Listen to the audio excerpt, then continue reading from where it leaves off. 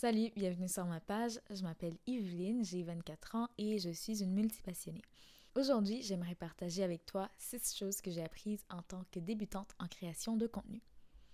Numéro 1, c'est que la création de contenu, c'est comme un 9 à 5. Ce que je veux dire par 9 à 5, c'est tout simplement que ça requiert énormément de travail et puis ce travail-là, tu dois le faire tout seul. Donc, en ce moment, je suis caméraman, je suis monteuse, je suis scripteuse, je suis gestionnaire en fait, gestionnaire de la page, de l'image, de ce que je... Tu sais, de tout en fait. Donc, ça requiert beaucoup de travail, puis je le savais déjà en m'aventurant là-dedans, mais le faisant au jour le jour, je réalise vraiment que mon ventre grogne, j'ai très faim, mais en tout cas, je réalise que... c'est ça, c'est comme une job à temps plein, en fait. Puis si on prend la chose très au sérieux, ça prend énormément de temps et ça devient ensuite difficile de concilier les autres aspects de la vie, tu sais, comme les amis, la famille, les relations amoureuses, whatever. Puis c'est ça, c'est parce que des fois, les montages me prennent énormément de temps, puis je passe la journée entière à le faire, puis comme on me demande de sortir, mais je peux pas en fait. Je dois faire mon montage, je dois finir ci, je dois faire ça, parce qu'il y a des deadlines à respecter. Il y a plein de trucs à faire, fait que c'est ça. C'est une réalisation que j'ai eue. Puis si jamais tu as envie de commencer la création de contenu, ben c'est du travail, surtout pour les contenus qui sont longs, comme pour YouTube.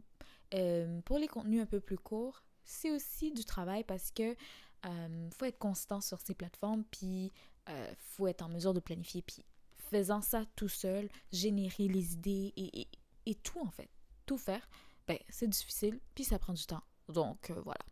Numéro 2, poster régulièrement. Alors pour poster régulièrement, il faut avoir un bon plan. Et moi, l'organisation, c'est un petit peu difficile parce que c'est pas ma force. Et je sais que c'est quelque chose que je peux travailler, mais veux pas, c'est difficile pour moi. Puis, en commençant la création de contenu, je m'étais pas rendu compte de comment il faut que ça aille vite. Parce que je m'étais dit, OK, je vais poster une vidéo tous les mercredis sur YouTube. Did I do that? Je l'ai fait pendant comme les 5 premières vidéos, which is good. Je pense que même les 6 premières vidéos, j'ai posté avec constance tous les mercredis. Mais le truc, c'est que après c'était des vidéos déjà faites, puis qu'il restait juste à faire quelques petites modifications. Mais là, quand tu dois recommencer à zéro, trouver l'idée, faire le thumbnail, scripter la vidéo, le filmer, faire le montage, le publier, ben c'est beaucoup d'étapes, ça prend du temps, puis je m'attendais pas à ce que ça requiert autant de temps. Mais le truc, c'est que je scriptais pas et que je m'organisais pas bien du tout. Donc, c'était vraiment comme... Je finis de publier une vidéo, puis après, je suis comme, oh my god, c'est quoi ma prochaine vidéo? De quoi est-ce que je devrais parler? Qu'est-ce que je dois dire? Non, non. Mais ça, c'était avant que je découvre que l'audience cible que je cherche, c'est des multipassionnés comme moi. Et c'est pour ça que j'ai changé mon nom sur YouTube pour Yveline Multipassionnée, parce que c'est de ça que je veux parler. Puis je me dis que ça peut rejoindre des gens qui ne savent pas encore qu'ils sont des multipassionnés, rejoindre des gens qui aiment une variété de choses puis qui ne savent pas nécessairement ce qu'ils veulent faire de leur vie. Ça, c'est moi. Mais de plus en plus que je vis, que je grandis, ben, je me rends compte que ben, la multipassion, c'est une niche en soi. Puis je me dis que ben, je peux dive deep in that and just do this. Fait que je sais pas si c'est très clair, mais voilà. Pour poster avec constance et être régulier, ben, il faut de l'organisation, puis je dois vraiment travailler ça. Numéro 3. J'ai réalisé qu'avec la création de contenu, il faut avoir un calendrier éditorial. Ça semble très sérieux, mais c'est vraiment important. Parce que quand j'avais commencé, j'avais déjà prévu tous les titres pour le mois de décembre. Puis pour le mois de janvier, j'avais prévu des titres de vidéos avec des idées, etc. Le truc, c'est que ces vidéos-là, ils étaient déjà filmés, quelques-uns d'entre eux. Il y avait déjà une bonne idée, une bonne base, c'était clair. Mais au fur et à mesure que ça avance, ben, il faut en poster d'autres vidéos. Il faut en faire d'autres. Pendant que tu fais ce montage, tu dois réfléchir à ta prochaine idée, à ton prochain thumbnail, à ton prochain script que tu dois prendre le temps d'écrire. Puis avec ça, la vie de tous les jours, tu sais. Puis ça devient compliqué par moments. Et en ce moment, j'ai pas un système de création de contenu ni un système de planification qui est on point. j'y vais au jour le jour, puis je laisse tomber plein d'affaires. Ça fait tellement longtemps que j'ai pas fait d'art, ça fait tellement longtemps que j'ai pas fait de calligraphie. Je fais juste réutiliser le contenu que j'ai déjà filmé parce que ça me prend du temps, comme replacer les affaires, que je filme, que je fasse le montage et blablabla. Mais comme avec une bonne organisation, ça pourrait être vraiment facile. Je fais mon calendrier comme du monde et je le respecte. Mais le truc, c'est que vu que c'est en ligne, c'est comme pas sur papier. Des fois, je n'ouvre pas mon ordinateur puis j'oublie. Mais il faut que ça... Oh my God, il faut juste que j'ai sur papier le plan de la semaine, les choses que je dois poster, être bien organisée. Est-ce que je suis bien organisée? Je l'ai déjà dit. Non, je ne le suis pas, mais je dois travailler là-dessus parce que en tant que créateur, créatrice de contenu, ben, on doit être organisé. Puis personne va venir le faire à ta place. Personne va venir le faire à ma place. Donc, je dois le faire. Je dois être vraiment sur la coche, comme on dit. Je suis débutante, bien sûr que je m'attendais pas à ce que ce soit lâcher loose, whatever, mais ça prend énormément d'organisation et un plan clair avec des idées claires, avec plein d'affaires claires. Fait que c'est ça. Avec un calendrier éditorial, ben il faut batch create. Je sais pas comment le dire en français, mais faut comme si je m'assois pour filmer une vidéo d'art, ben j'en fais plusieurs vidéos d'art. Si je m'assois pour faire la calligraphie, je fais plusieurs vidéos de calligraphie. Pour les vidéos YouTube, ce que je devrais faire en fait, c'est filmer plusieurs vidéos en une journée et faire le montage au fur et à mesure pour les poster. Mais ce que je fais en ce moment, c'est que je fais un truc à la fois, je le finis, je m'assois, en fait, d'abord, je pense à l'idée, je pense à un thumbnail, j'écris, je filme, je fais le montage, je poste. Et ensuite, je recommence. Mais c'est pas comme ça qu'il faut travailler pour que ce soit efficace. Il faut, dans le fond, avoir plusieurs idées, scripter ces idées-là, filmer ces idées-là, la même journée pour filmer, une journée pour scripter, une journée pour filmer, une journée pour faire le montage, du moins commencer l'un des montages, puis etc. Vous voyez ce que je veux dire? Donc, il faut faire ça en morceaux pour être en mesure de survivre. Parce que c'est ça, faire un truc à la fois, toujours, c'est comme, c'est pas possible. Ça marche pas, puis ça montre mon manque d'organisation flagrant. Fait que voilà. Et le truc aussi, c'est qu'il faut que je respecte mes deadlines. Parce qu'il n'y a personne qui est là pour me taper sur les doigts si je ne poste pas un truc le mercredi. Le calendrier, c'est important de l'avoir parce que je ne fais pas que des vidéos sur YouTube. Je fais aussi du contenu sur Instagram qui prend beaucoup de temps. Instagram, it's another thing. Puis à chaque fois, je suis comme, est-ce que je continue sur Instagram ou j'abandonne cette idée qui commence à m'énerver?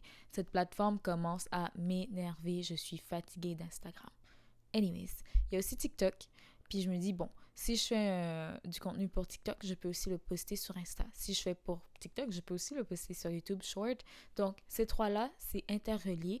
Mais pour YouTube, c'est un temps spécifique, un moment spécifique que je dois prendre pour faire des vidéos longues et que ce soit pertinent.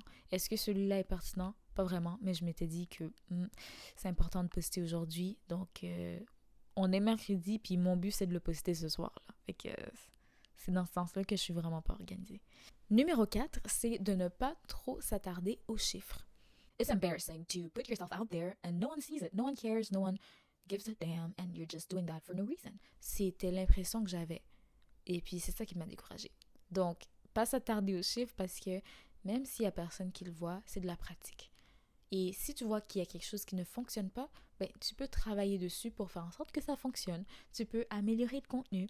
Et ça m'a permis de découvrir que, ben, faut pas juste poster pour poster. Il faut poster du contenu qui donne une valeur à la personne qui écoute. No one gets anything from seeing me walking in a forest, seeing me feeding the birds, seeing me... Non. Il n'y a pas de valeur ajoutée à mon contenu. Puis ça, c'est quelque chose que je veux vraiment travailler. Et c'est pour ça, justement, que j'ai créé la nouvelle page Instagram où j'ai rien posté encore dessus. Parce que je veux avoir une idée claire.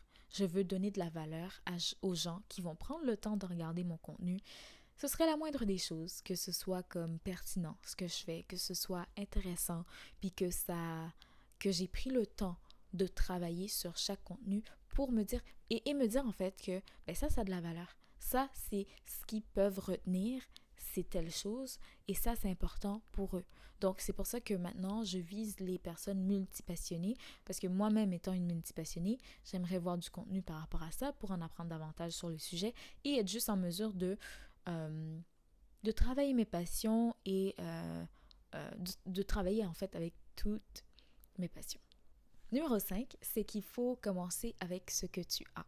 Si tu commences la création de contenu et que c'est avec ton téléphone, c'est bien correct. En ce moment, je filme avec mon téléphone. Je sais que j'ai la caméra, je sais que j'ai ci, je sais que j'ai ça, mais des fois, ça me tente pas. Puis des fois, ça me tente juste de m'asseoir, puis de parler, puis de pas trop me prendre la tête. Et c'est correct. Surtout pour les contenus sur TikTok, contenus sur Instagram, les Reels. Like, you can do it with your phone. The phone is good enough. Good quality. T'as même pas besoin de rajouter des lumières extra, soit à côté d'une fenêtre ou mais une autre lumière, tu sais, un ring light, whatever. And that's enough. Fait que c'est ça que je me dis en ce moment, puis je veux pas me casser la tête parce que de toute manière, à quoi bon? À quoi bon? Je veux juste pratiquer et être plus à l'aise, en fait, à parler devant la caméra. Donc, ça, c'est une bonne pratique. Je m'assois, je fais ça calmement, doucement, tranquillement, and we see how it goes. So, that's it for number 5. Numéro 6, c'est que j'ai découvert qu'il faut avoir confiance en soi. Je le savais déjà qu'il fallait avoir de la confiance en soi pour se lancer sur les réseaux sociaux, mais quand tu le fais, tu te mets vraiment à la vue de n'importe qui. Je sais pas moi c'est qui regarde mes vidéos. Je vois tel nombre de vues, but you don't know for sure who's watching your videos or not. So it's like stressful parce que tu sais pas qui regarde, tu sais pas qui regarde pas. Donc c'est ça, avoir confiance en soi, c'est une clé essentielle pour ne pas perdre la tête. C'est moi qui te le dis. Faut avoir confiance en soi aussi parce que faut pas avoir peur d'échouer en public. Parce que le truc, c'est ça, quand une vidéo, il fait 9 likes, sur Instagram, j'ai l'option de masquer le nombre de likes et puis c'est moins gênant. Mais tu peux quand même cliquer puis comme scroller puis voir si ça a été aimé beaucoup ou non, tu sais. Puis quand t'as 6 likes, ça se voit facilement que c'est 6 personnes qui ont liké ton truc. Puis c'est ça, faut pas avoir peur d'échouer devant les gens. Ça arrive. 6 likes, 9 likes, whatever. Worked hard, but it's not giving any result. Still, you gotta keep going. Puis, même si y a pas les résultats que je cherche, I gotta keep going, I gotta keep moving, and I gotta keep practicing. Parce que c'est ça qui va me permettre de devenir meilleure. C'est ça qui va me permettre de m'améliorer, puis d'aller plus loin. Puis ne pas avoir peur d'échouer en public, c'est une force. Parce que oui, les gens vont regarder. Oh, what was that? Anyways, les gens vont regarder puis voir que, it's not doing so well, mais c'est comme ça qu'on commence. Puis il faut pas avoir peur. Mais bon, je dis ça, puis c'est sûr que c'est plate, c'est quand tu vois que t'as travaillé tellement fort sur une vidéo, puis il y a juste pas le résultat qui vient avec. Mais faut pas se décourager, faut continuer, faut travailler fort, puis essayer de régler les problèmes. Si tu te rends compte que, ton contenu n'offre aucune valeur aux gens, they learn nothing, it's not entertaining, et c'est pas motivant, just, make it better.